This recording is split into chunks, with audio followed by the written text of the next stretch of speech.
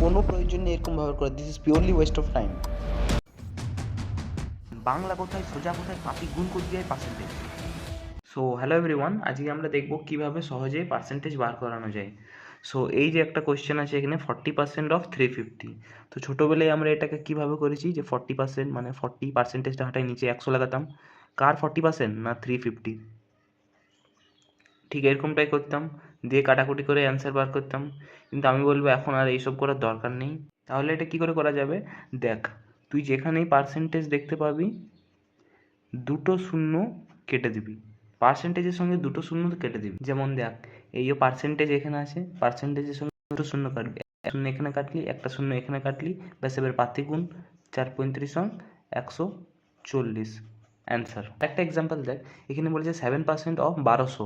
তো ব্যাস কিছু না, পার্সেন্টেজ দিয়ে দুটো শূন্য কাটবি আর 7 12 84। এটা কোথাও যদি তুই দুটো শূন্য দেখতে না পাস তখন কি করবি? যেমন এখানে দেখ 8% অফ 130। সো এখানে পার্সেন্টেজ দিয়ে তুই একটা শূন্য কাটলি, কিন্তু তোকে আরেকটা শূন্য কাটতে লাগবে। প্রথমে তুই গুণ করে দে, কত হয় 104। আর একটা শূন্য তোকে কাটতে হবে, মানে কি একটা দশমিক তুই আগে বসা, 10.4 অ্যান্সার। এইটা দেখ 16% অফ 150। কী করবি? পার্সেন্টেজ দিয়ে প্রথমে একটা শূন্য কাটলি, দেন গুণ কর, 15 × 16 কত হয় 240। দিয়ে একটা ডিজিটের পরে দশমিক বসাবি, মানে কত অ্যান্সার হয়ে যাবে 24। কিন্তু কখনো তুই একটাও শূন্য দেখতে পাবি না। যেমন এখানে দেখ 9% অফ 25, 25-এ 9% কত? তো এইটা কীভাবে করবো? প্রথমে 9কে 25 দিয়ে তুই গুণ করে দিবি, কত হবে 225, 225। এইবারে কি দেখ, যেহেতু একটা শূন্য কাটেনি তো দুটো ডিজিটের পরে আমাকে দশমিক বসাতে হবে, তো একটা ডিজিট দুটো ডিজিট, তাইলে অ্যান্সার কত 2.25। যেমন এটাই দেখ, বলেছে 36-এ 3% কত? তো 3 36 কত হয়? 3 36 হয় 108।